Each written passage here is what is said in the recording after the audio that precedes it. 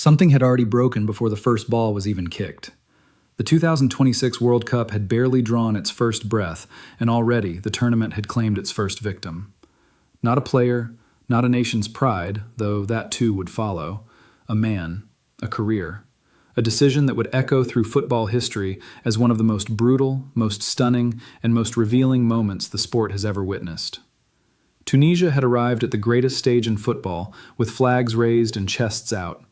Within 90 minutes, those flags were at half-mast, and within hours, a head coach was gone, erased from the tournament before the dust had even settled on the opening match. Think about that for a moment. One game, one World Cup game, and a manager was dismissed. That had never happened before. Not once in the entire history of the World Cup. Until now. By the time you reach the end of this breakdown, you will understand exactly why what happened in Monterrey on that opening day was not an accident, not an overreaction, and not a surprise to anyone who had been watching closely. You will understand why the 5-1 scoreline against Sweden was not the cause of Sabri Lamouchi's dismissal. It was simply the final confirmation of something that had been unraveling for months. And you will understand what Tunisia's desperate, history-making decision reveals about a football federation operating in permanent crisis mode, and what the arrival of Hervé Renard truly means for a squad clinging to the edge of a cliff. If this is the kind of in-depth, no-filter football analysis you have been searching for, hit subscribe right now and turn on notifications, because what we are about to uncover goes far deeper than any match report has dared to tell you. The central contradiction at the heart of this entire story is this. Tunisia arrived at the 2026 World Cup as a team that had publicly declared readiness, unity, and belief, and privately, behind closed doors, was fractured, directionless, and already losing faith in its own coach. That gap between the public face and the private reality is the fault line that the Sweden match did not create. It simply split wide open. And once it split, there was no recovering from it.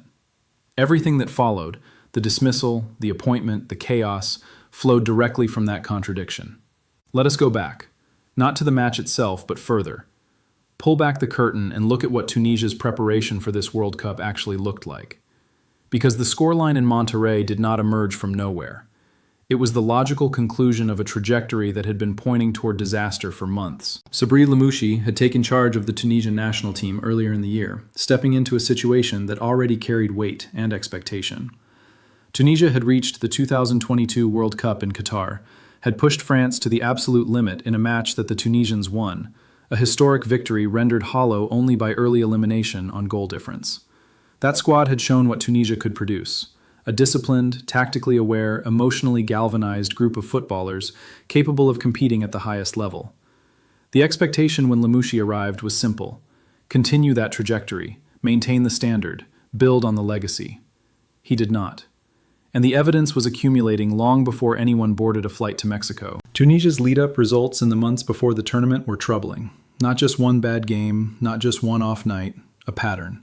A consistent pattern of poor defensive structure, a lack of creative output in the final third, and a worrying absence of goals. Teams they should have handled with authority were making them look uncertain.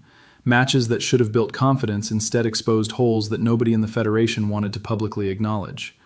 The numbers told a story that the official press releases refused to tell. Tunisia were not a team hitting form at the right time. They were a team drifting, searching, hoping that the World Cup atmosphere would somehow correct problems that training camps and tactical meetings had failed to solve. And beneath the surface it was worse. Reports of player unrest had been circulating within football circles for weeks before the tournament. Not loud public rebellion, not yet, but the quieter, more dangerous kind. The kind where conversations happen in hotel corridors rather than press conferences. The kind where senior players exchange glances on the training pitch that say more than any post-match interview ever could. There were reported tensions between Lamouchi and key members of the squad over selection decisions, training methods, and the coach's communication style. Trust, once fractured in a football dressing room, does not repair itself on its own.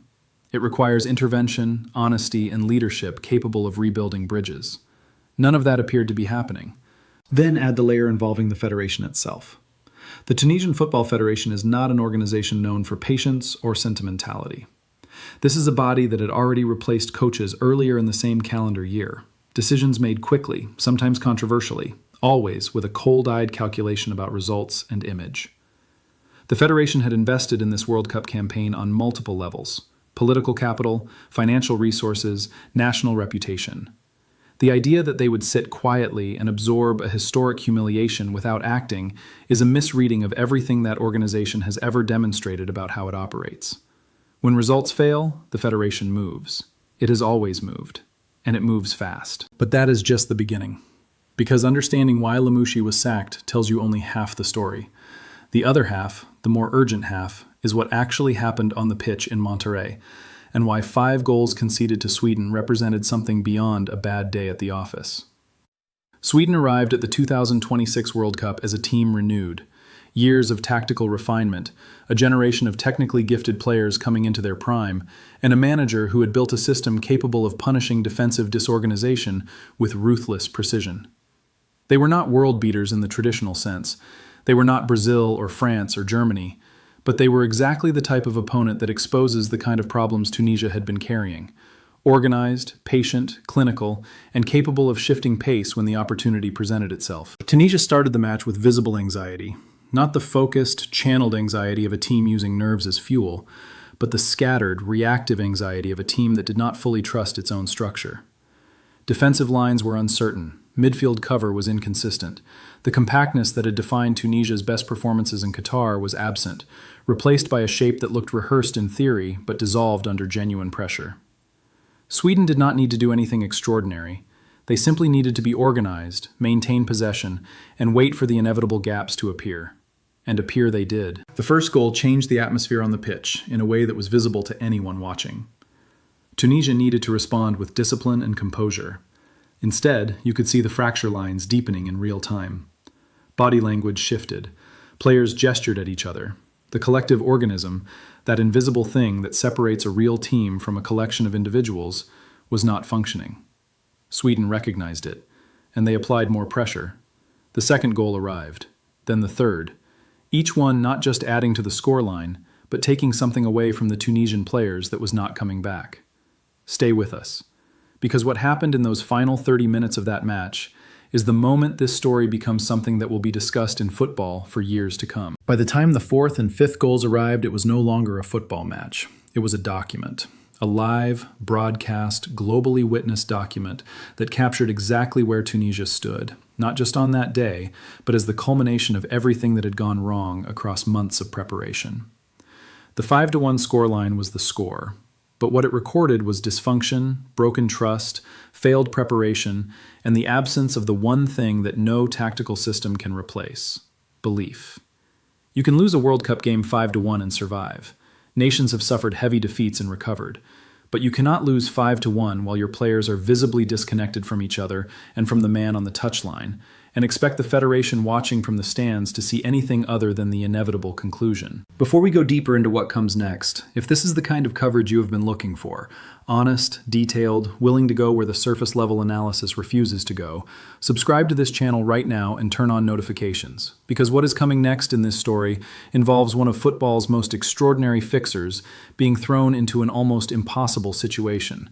And the question of whether even he can turn this around is genuinely one of the most compelling storylines this World Cup has to offer. Hervé Renard. Say that name to anyone who follows international football and watch their expression change.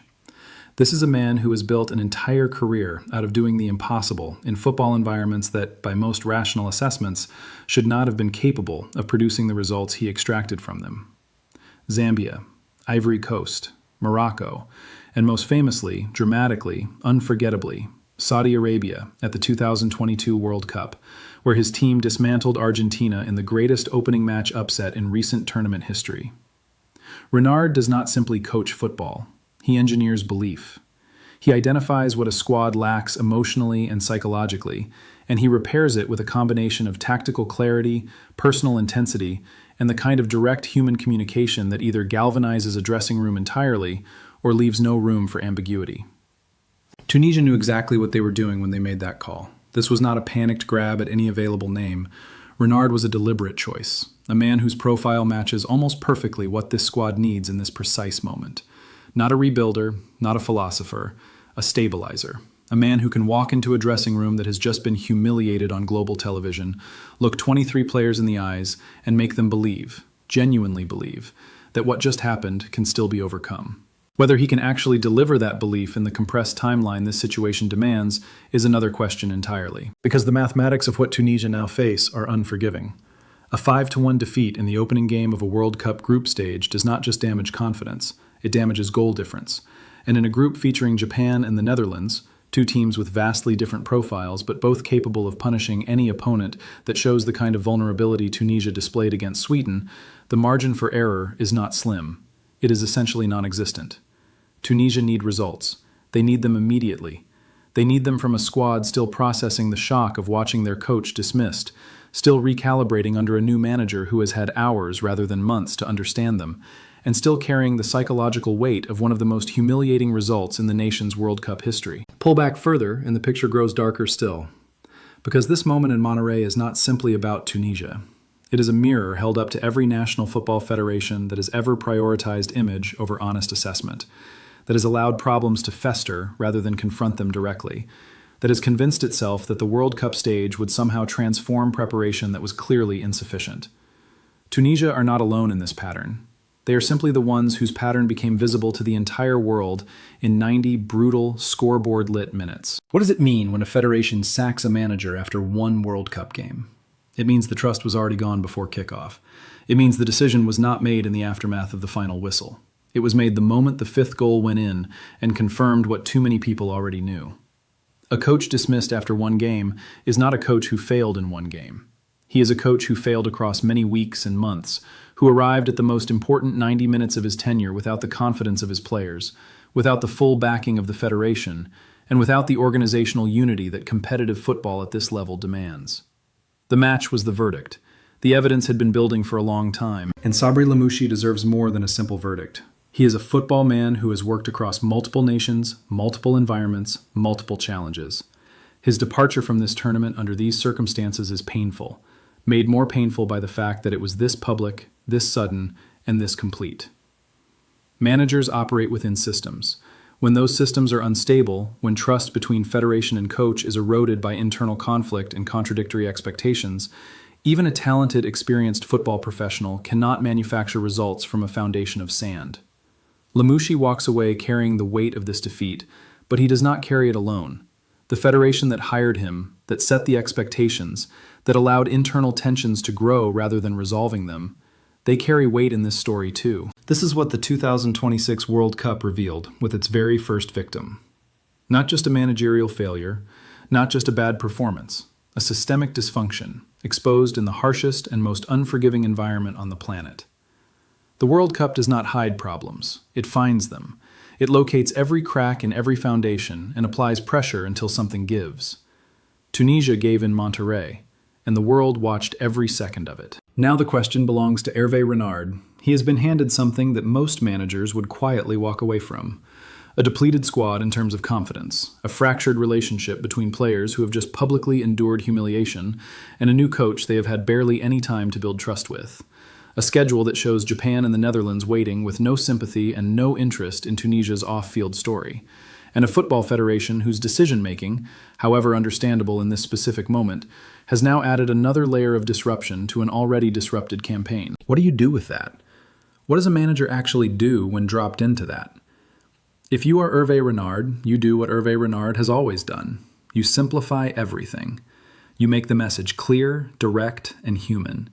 You find the 2 or 3 players in that dressing room who still have fire, who have not been broken by what happened, and you build outward from them.